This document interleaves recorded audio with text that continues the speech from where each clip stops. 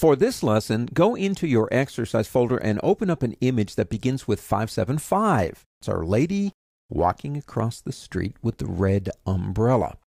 In this chapter, I just want to talk about some other photographic techniques and things that we can use to help make a better image. Okay? Now, in this case, I want to create a really neat border around that girl. Now, this is a new feature. You may not know about it. It's kind of hidden. So if you haven't read about it, it's something that would be difficult to locate on your own. Go up to the word Edit on the pull-down menu, and you have the Fill command right here. Actually, before we do that, let's do one thing. Let's get out of here. Let's create a blank layer. Now, the reason I'm doing that is because I want to control the border in the layer. You don't have to do that. But if we just went to the background and put it on there, it would put it into the image. We wouldn't be able to control it. So now, let's go back up to the word Edit and go to Fill. Now in Fill, make sure you have Pattern selected right here, because you will see now scripted patterns down here, and you actually have quite a few kind of neat things down here. One of those is Picture Frame. So go ahead and select that. Click OK. In Picture Frame, basically, and that's the last one I used, so let's go to Default right here. If you've never used it before, this is what you are going to see.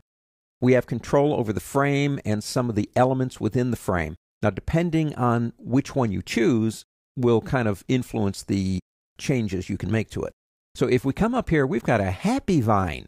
I don't want a happy vine. I want something else. And you've got all kinds of things up here that you can play around with. How about going into Fun Event? Let's see what that does for us. Okay, there's Fun Event. Now we can change the vine color. Let's go ahead and do that.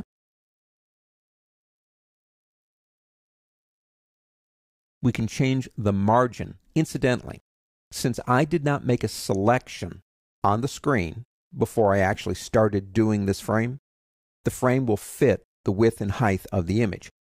If, on the other hand, you want to confine it to a certain area, make a selection before you come here. Now the margin, we can go in or out with this.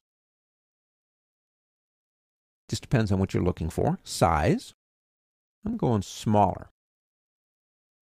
Thickness is kind of like stroke.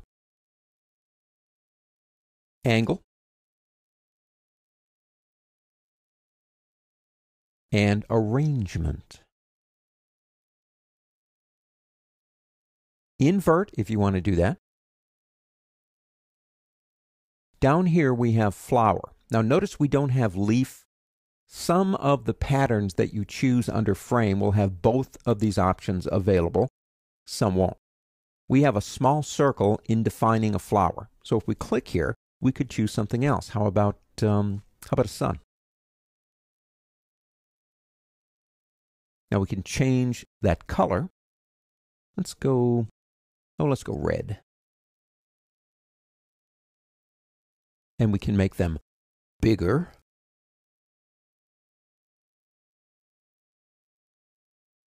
And like I said, some other patterns will have this option down here. Let's go ahead and click OK, see what we got.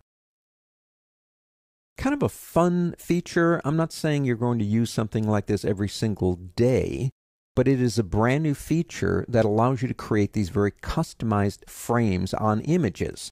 Make sure you do it in a blank layer so you have control.